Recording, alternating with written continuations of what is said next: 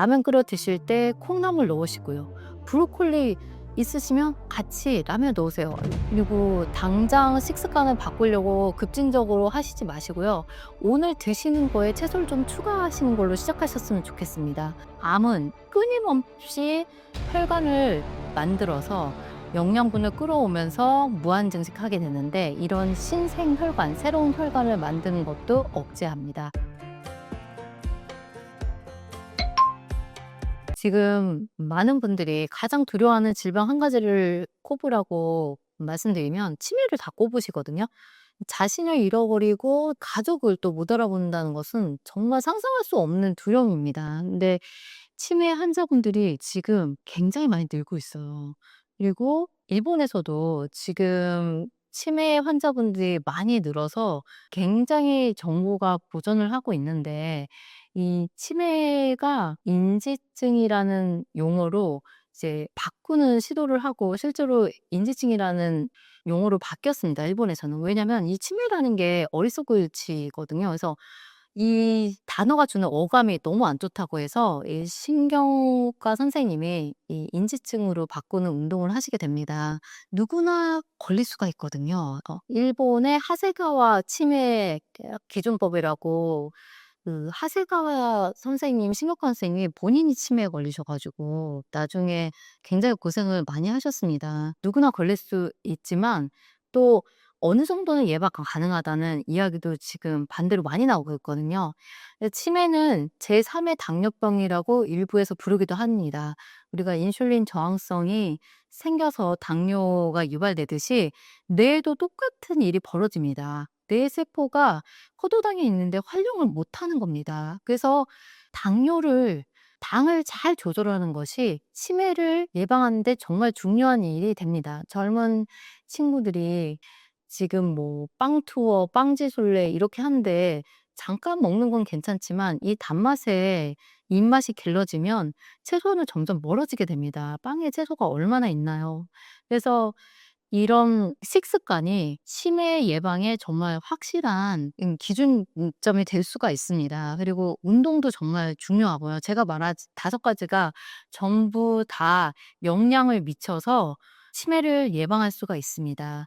그리고 인슐린 저항성이 생기면 인슐린이 많이 분비가 되거든요. 그래서 인슐린 분해 효소가 또 치매의 원인으로 지목되는 베타 아밀로이드도 분해할 수밖에 없습니다. 근데 인슐린 저항성이 생겨서 인슐린이 많아지면 이 인슐린 분해 효소가 양쪽으로 일을 해야 되는 상황이 됩니다. 베타 아밀로이드도 이제 분해해야지, 인슐린도 분해해야지. 그러니까 아무래도 효율이 떨어지게 되죠. 그래서 내가 치매가 너무 두렵다고 생각하시면 일단 혈당을 잘 조절하셔야 됩니다. 단 것을 좀 최대한 줄이셔야 되고요. 신경염증을 일으키고 혈관염증을 일으키는 트랜스 지방과 초가공식품을 줄이셔야 됩니다. 두렵지만 아무것도 안 하고 있다면 질병은 그냥 그대로 가게 돼 있습니다. 어떻게 보면 채소 좋아하기가 힘든 게 우리 몸이 원하는 방향이 채소로 해독하는 것인데 맛이 없기 때문에, 경험이 없기 때문에, 익숙하지 않기 때문에 몸이 원하는 방향과 반대로 가게 됩니다. 하지만 건강을 위해서는 채소 본연의 맛에 익숙해지셔야 되고, 그 시작이 오늘 채소를 기존에 드시고 있는 음식에 추가하는 겁니다. 오늘 뭐 당장 사찰 음식 시작하시겠다 하면 며칠 못 갑니다. 이 채소 해독식 제가 쓰면서 정말 간절히 바랬던 거는 채소를 꾸준히 드시는 거고 채소의 중요성을 정말 온몸으로 실감하시는 거였는데, 제 책을 읽으신 분들이 후기를 진짜 많이 주시거든요. 근데 처음으로 하셨던 말은 선물을 하고 싶다. 책을 선물하고 싶다는 거였고, 두 번째는 채소를 주문했다고 하시는 거였어요. 그래서 제가 너무 기뻤는데, 채소의 중요성을 알고 그리고 채소를 주문하시고 채소를 꾸준히 드시게 된다면 이 책을 쓴 저자로서 그 이상의 기쁨은 없을 것 같습니다. 그리고 당장 식습관을 바꾸려고 급진적으로 하시지 마시고요. 오늘 드시는 거에 채소를 좀 추가하시는 걸로 시작하셨으면 좋겠습니다. 요리를 안 하시는 분이라면 정기 배송 샐러드 좀 시작해 보시고요. 요리를 하시는 분이시라면 요리에 채소를 좀 추가해 주셨으면 좋겠어요. 볶음밥 하실 때 마지막에 숙주 좀 넣고 볶아 주시고요. 라면 끓여 드실 때 콩나물 넣으시고요. 브로콜리 있으시면 같이 라면에 넣으세요. 라면에 웬 브로콜리? 괜찮습니다. 그렇게 안 드시는 것보단 나으시거든요. 고기 드실 때 쌈채소 한 번 더 얹으세요. 쌈채소 없이 고기 드시지 않겠다 이렇게 생각하시고요. 덮밥 드실 때 양파 좀 많이 넣어서 드셔보세요. 이런 자그마한 시작, 내가 이미 가지고 있는 식습관에 채소를 더하다 보면 채소에 익숙해지시고 채소에 익숙해지시면 또 다양한 채소 요리법을 또 생각하게 되십니다. 한 가지 채소를 가지고 이것도 해보고 저것도 해보고 이거 익숙치 않은 방법인데 다양하게 시도해 보셨으면 좋겠어요. 제 지인 중에서 시어머님께서 요리를 정말 잘하시는 남도분이 계십니다. 전라남도 너무 요리 잘하시는 분들 많으시잖아요. 콩나물 된장국에 넣어서 끓여 드시거든요. 저는 이제 무침이랑 맑은 국밖에 콩나물을 안 해봐서 너무 생소했었는데 괜찮더라고요. 그래서 우리의 편견을 깨는 것이 채소 해독식을 다양하게 즐길 수 있는 방법이 아닐까 싶습니다. 제가 명확하게 채소의 기능, 효능이 뭐냐 이렇게 물으신다면 제목에 다 있습니다. 채소는 해독에 가장 중요한 역할을 합니다. 우리가 어렸을 때부터 채소 좋다, 채소 몸에 좋다 하지만 사실 몸에 어떻게 좋은지 모르잖아요. 그럼 어떤 몸에 좋은지 모르죠.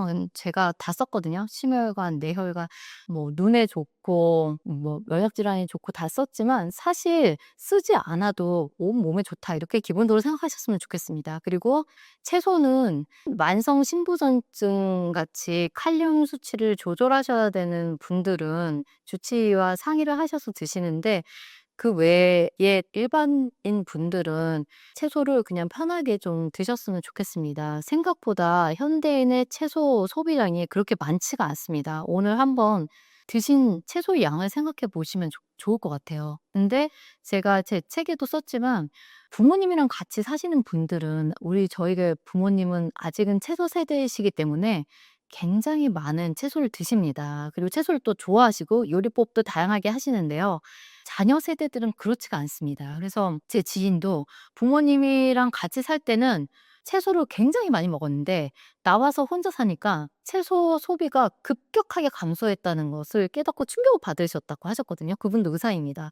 그래서 왜 채소를 이렇게 안 먹지? 이렇게 못 먹고 있지? 라고 보니까 다 배달 음식, 외식으로 이루어진 겁니다. 그래서 배달 음식, 외식은 채소 양이 그렇게 많지가 않습니다. 비빔밥 드시는 경우 생각하시면 채소가 메인이잖아요. 하지만 우리가 외식 때 비빔밥 잘 안 드시잖아요. 우리가 이제 먹는 보통 외식들은 의식적으로 좀 채소 섭취를 늘려야 하는 음식들이 많습니다. 그래서 저는 집밥에 익숙해지는 거, 빠른 조리할 수 있는 20분 이내로 빠른 조리가 가능한 집밥을 정말 추천드려요. 그러려고 하면 냉동 채소를 최대한 활용하셔야 됩니다. 된장국용 냉동 채소 이제 본인이 좋아하시는 거 그냥 소분하셔 가지고 냉동하시고요. 그냥 할 때마다 한꺼번에 5개씩 만들어 놓으셨다가 꺼내서 그냥 된장국 끓이시면 되고 육수도 일일이 내시려고 애쓸 필요가 없어요. 그냥 코인 육수 가루 포 활용하셔 가지고 성분 좋은 거 활용하셔 가지고 된장 넣고 간마늘 넣고 이렇게 해서 채소 부으시면 됩니다. 이렇게 빠르게 요리할 수 있는 집밥을 몇 개를 좀 개발하셔서 돌리시면 외식도 줄어들고 그리고 혈당 조절에도 굉장히 유리합니다. 서울대 내분비내과 교수님께서 하신 말씀이 되게 인상적이어서 저도 이제 책에 실었는데요. 이 혈당을 가장 올리는 식품이 무엇이냐고 환자분들이 물어보시면 외식이라고 말씀하신다고 하시거든요. 외식은 건강을 위해서 먹는 음식이 아닙니다. 그분들은 진짜 생존을 위한 경쟁을 하셔야 되는 분이기 때문에 맛은 우선시할 수밖에 없습니다. 그래서 집밥을 간단하게 어쩔 수 없는 경우에는 이제 외식하고 배달 음식 하시지만 내 손으로 먹는 식재료에 좀 즐거움을 느끼셨으면 좋겠고요. 배달의 민족 같은 배달 앱을 쓰실 때 몇 개 건강한 채소 요리하는 곳을 마크 좀 해 놓으시면 좋습니다. 저도 오늘 촬영하기 전에 정말 제가 좋아하는 채소 샌드위치점을 주문해서 먹고 왔는데요. 음식점들을 이제 활용하시면 맛있게 건강하게 먹을 수 있는 팁들도 좀 눈여겨볼 수가 있고 식사 준비를 미처 하지 못했을 때 잘 활용할 수가 있어서 좋은 것 같습니다. 암 환자분들에게 병원의 모든 치료를 멈추시고 채소를 드시라 절대 그렇게 말씀드리는 거 아니고요. 병원 치료 주치 선생님이랑 상의하셔 가지고 충실히 받으셔야 됩니다. 받으시면서 식습관, 생활 습관을 환자분들이 교정해 나가셔야 되잖아요. 그 교정해 나가는 중에 식습관으로 채소를 꾸준히 드시라고 말씀을 드리는 겁니다. 채소의 항암 기전은 이미 매우 많이 알려져 있거든요. 그리고 채소를 꾸준히 이미 드시는 분들도 다른 좋은 습관들이 같이 가지 않으면 많이 힘듭니다. 암 진단받고 나서 굉장히 막막하시고 힘드셔 가지고 정서적으로도 되게 불안하시고 인간관계도 굉장히 좀 힘들어지신다고 느끼시는 분이 많으신데요. 자신을 잘 다독이시고 생활 습관을 잘 점검하시고 식습관도 잘 세우셔서 암투병을 하시는데 도움이 많이 됐으면 좋겠습니다. 이미 정말 우리 한국 분들 대단하시잖아요. 저는 정말 '한국 분들만큼 진짜 똑똑하고 열정 많고 정보 나누기 좋아하시는 분들이 있을까?' 생각이 많이 들 때가 있거든요. 암 환자분들 이미 이제 완치하신 분들의 사례들도 많이 참고하셔서 그분들의 식습관을 많이 배우셨으면 좋겠습니다. 공통적으로 채소의 중요성을 말씀하실 거예요. 그리고 무엇보다도 해로운 음식을 먹지 않는 것이 정말 중요합니다. 우리 몸은 건강한 사람들도 암세포가 매일 생겨납니다. 하지만 면역으로 이겨내는 거거든요. 이 기울기가 기울면 누구나 언제든지 암 환자가 될 수 있습니다. 암 환자 분이시라고 낙담하시지 마시고 그냥 지금 건강한 분들도 언제든지 암 환자가 될 수 있기 때문에 같이 좋은 것들을 나누면서 지내신다고 생각하셨으면 좋겠습니다. 채소의 여러 성분 중에서 파이토케미칼이 탁월한 항암 효과를 내는 것으로 알려져 있습니다. 기전은 여러 가지로 알려져 있는데요. 첫 번째는 암세포의 비정상적인 성장을 억제하는 효과가 있습니다. 암의 특징은 정상세포처럼 신호를 받고 성장을 멈추는 게 아니라 무한등식하는 특징이 있거든요. 이런 것을 채소의 파이토케미칼이 억제하고요. 그리고 DNA, 손상된 DNA를 복구하는 역할도 합니다. 그리고 암은 끊임없이 혈관을 만들어서 영양분을 끌어오면서 무한증식하게 되는데 이런 신생혈관, 새로운 혈관을 만드는 것도 억제합니다. 그리고 암세포가 스스로 자멸하도록 유도합니다. 그리고 면역세포를 활성화해서 면역세포가 암세포를 잘 제거하도록 돕습니다. 장 환경도 좋게 함으로써 독소의 물질도 배출을 잘 하게 하고요. 그리고 독소 물질도 제거하게 됩니다. 정말 너무 힘들죠. 제 책에도 이제 예가 있는데요. 갱년기 어머니와 이제 아버지와 중2의 남동생 이야기가 나옵니다. 근데 중2 남동생이 사춘기니까 너무너무 이제 어머니를 힘들게 하는 겁니다. 근데 어머니는 또 갱년기니까 열이 오락내리락 한다고 하시죠. 아버지도 그 나이 정도 되시면 호르몬 변화가 있으셔 가지고 쉴 새 없이 말을 하시면서 드라마 보시면서 그렇게 많이 우시거든요. 그래서 집이 하루도 조용할 날이 없다고 하는 겁니다. 그러면서 어머니랑 이제 중1 남동생이 계속 부딪히는데 어머니가 급기야 "갱년기가 이기나 사춘기가 이기나 어디 한번 해 보자."라는 말씀까지 하셨거든요. 근데 이 갱년기가 정말 불편한 것 중에 하나가 안면홍조입니다. 이 열감 때문에 불편해하시는 분들이 굉장히 많은데 채소가 이 열감, 안면홍조를 굉장히 낮춘다는 연구 결과가 꽤 많이 나와 있습니다. 그래서 식습관으로 그 홍조를 조절할 수 있다는 굉장히 의미 있는 결과들이 있고요. 채소나 콩에 있는 식물 에스트로겐이 에스트로겐 수용체에 결합해서 에스트로겐이 많을 때는 항에스트로겐 효과를 내고요. 반대로 낮을 때는 에스트로겐 효과를 낸다는 결과가 있습니다. 채소의 여러 성분들이 또 넘쳐나는 에스트로겐을 또 내보냄으로써 에스트로겐의 균형을 맞춘다는 연구도 있습니다. 채소는 호르몬의 균형을 맞춰주는 역할을 합니다.